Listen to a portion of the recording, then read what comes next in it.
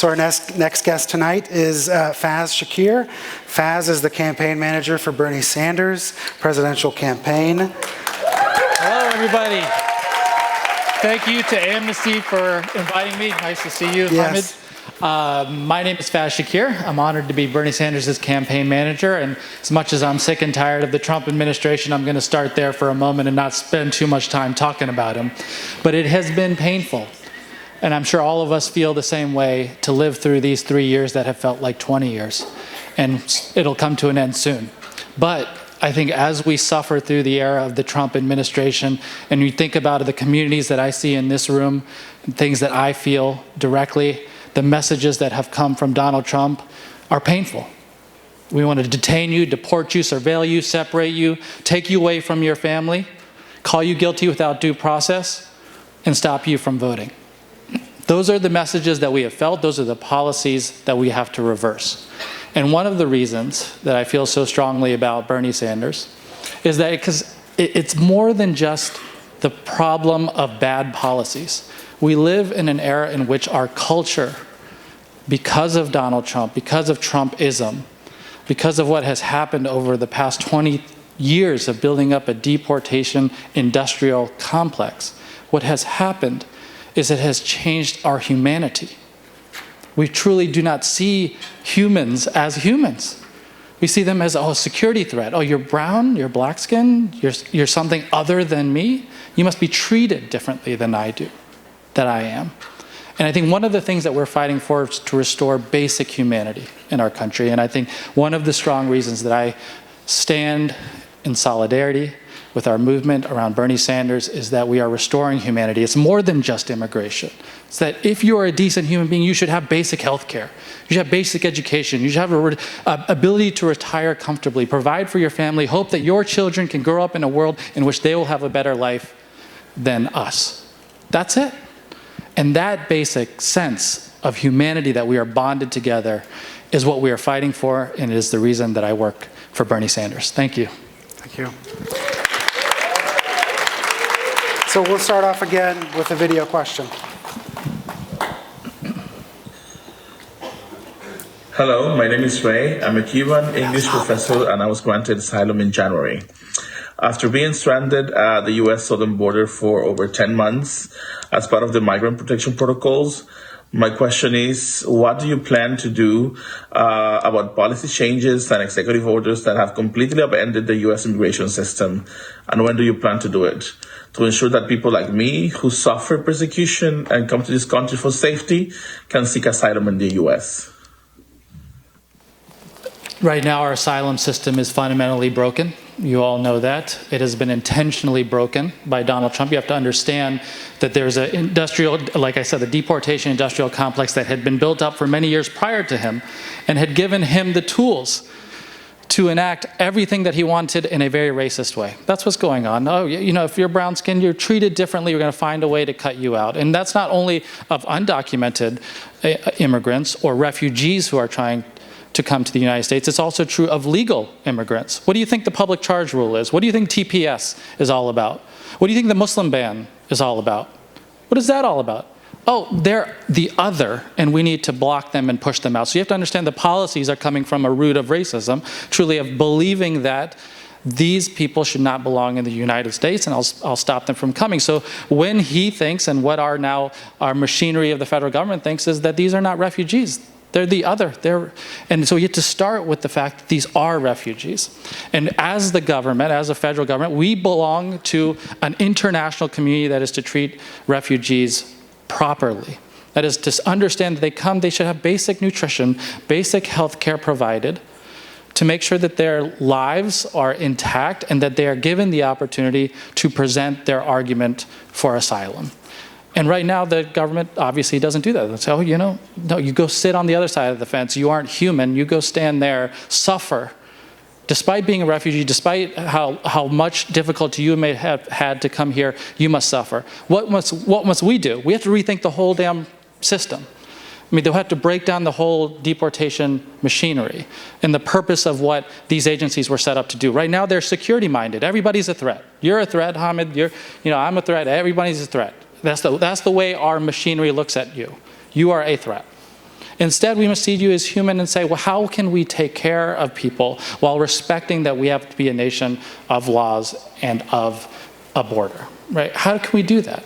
Well, as a nation, we can invest in taking care of refugees who come across, making sure they have basic nutrition, and then having a system that works efficiently and orderly. More judges, more counsel, and then, of course, treating and understanding the vast majority of people who are coming here are not security threats. They need to have their claims heard and processed in a very orderly manner. That's what we have to do. Sure. Getting into the specifics a little bit here, the Remain in Mexico program has sent more than 60,000 asylum seekers back to Mexico as they wait for their U.S. immigration proceedings.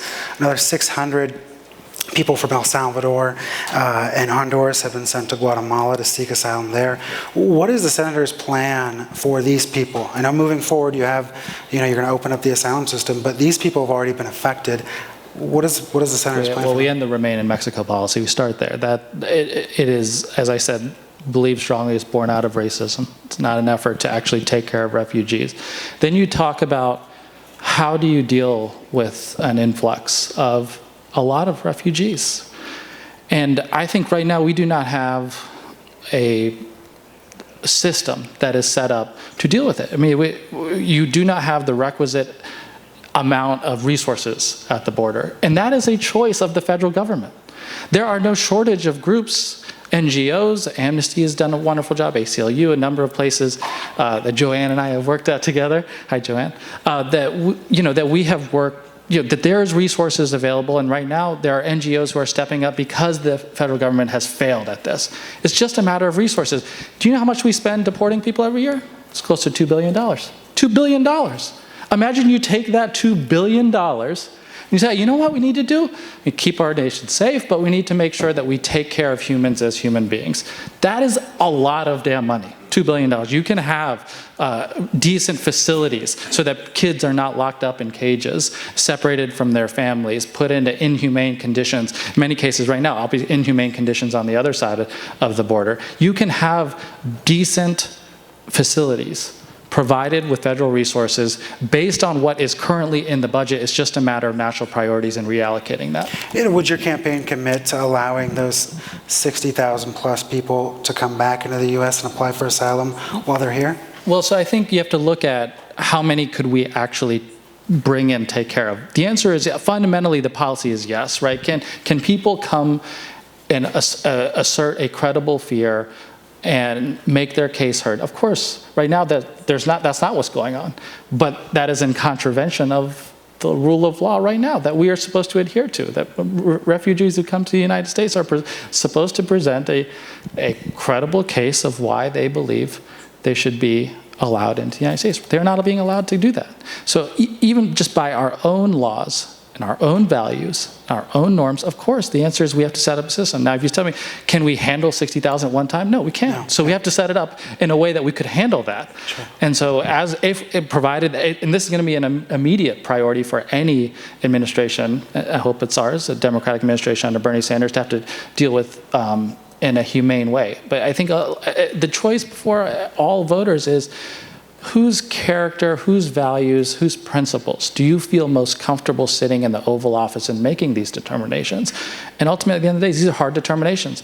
But one of the reasons I fight for Bernie Sanders is just that I know the heart, what's in his soul, what's in his bones. And it's just a basic decency and a compassion for the other. Sure. So Senator Sanders has said that he would institute a moratorium on deportations if he was elected. While ICE deports many people without a criminal record, there are a portion of those deported with serious criminal issues. In the past 2 months, ICE has deported those who are convicted of double murder, accessory to murder, and others who are wanted for murder in their home countries. Would Senator Sanders extend the moratorium to these individuals? And if so, how long is this moratorium going to last? We're talking violent criminals. The violent criminals sit in jail or prison right now.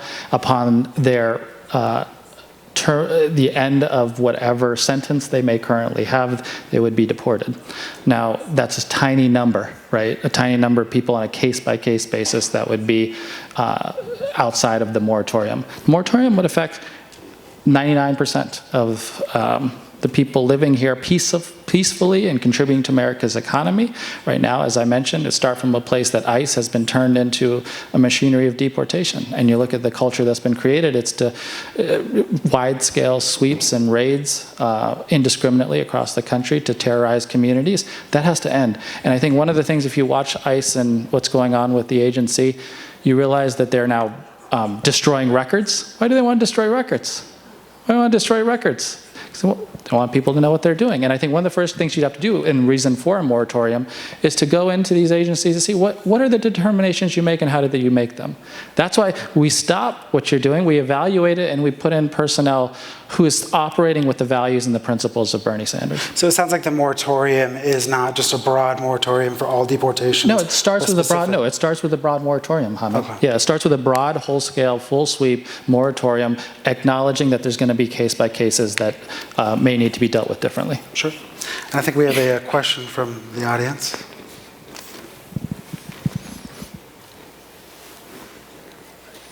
I guess I can get up. Hello. My name is Biara Tim, and I'm a former refugee from South Sudan. I became a refugee at the age of 7 and grew up in the refugee camp until I was 21. In 2001, I was resettled to Las Vegas as a refugee, starting out as a janitor and working my way up to become a corporate audit manager. In 2007, I became a U.S. citizen, and I couldn't wait for a day where I was going to go back to Africa and bring my mother. Unfortunately, my mother was denied a visa to come and attend my wedding in Minnesota. About a year later, my mother died of malaria in the refugee camp. And this is the story of all immigrants here. The families have been broken apart.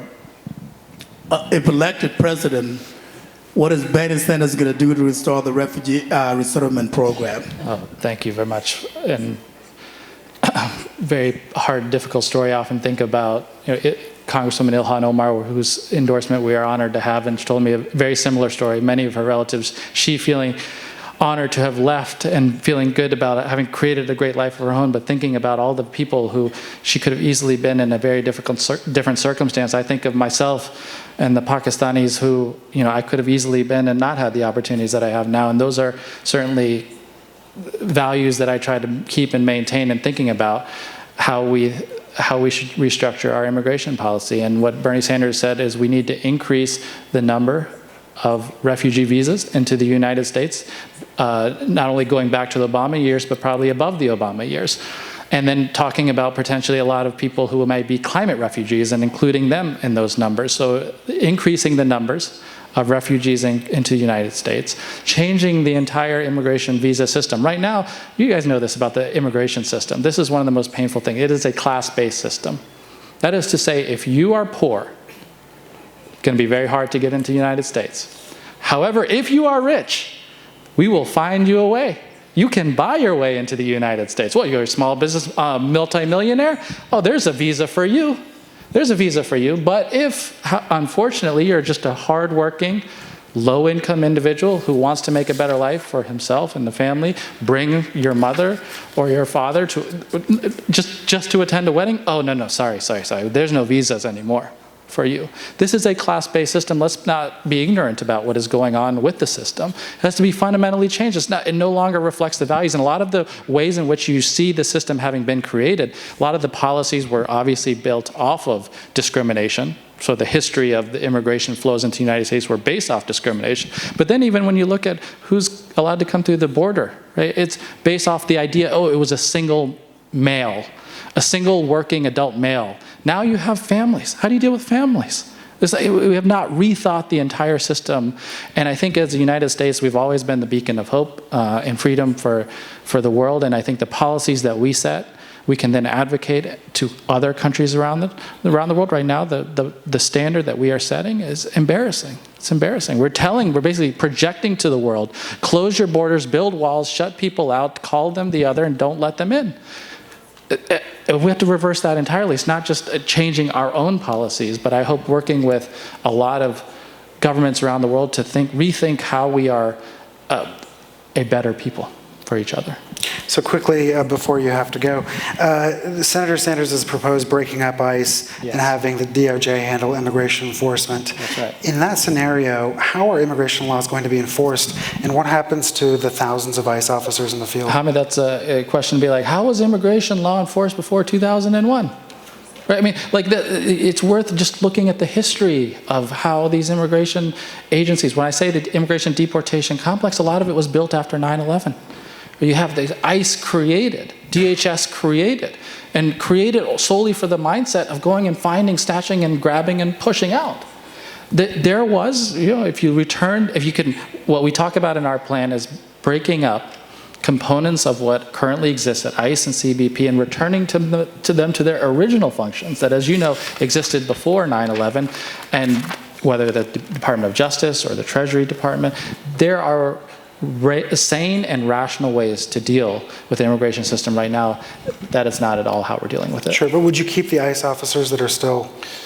You need agents, for sure. I mean, you have a nation of laws, you have to maintain enforcement of laws, but you don't have an agency roaming around just purely for the purpose of terrorizing and deportation. I mean, now it's gotten so far away from security threats. Security threats is that's not even the way in which we think about why people are picked up deported in the interior of the United States anymore. That's not it. It's not security. They don't even try to suggest it's security. It's like, overstayed, out the door. Traffic violation, out the door. I mean, it's just really just picking up and sweeping and grabbing just because they have, like I said, $2 billion to play with, amount of resources. So when you talk about restructuring and revaluing our priorities, we can find money to take care of a humane border system. You can also take agents and return them to the core function, which is safety and security of the United States. That is not in the interior roaming around trying to terrorize communities. Great. Well, thank you so much, Faiz, Thank you very much for coming. Thank you, everybody.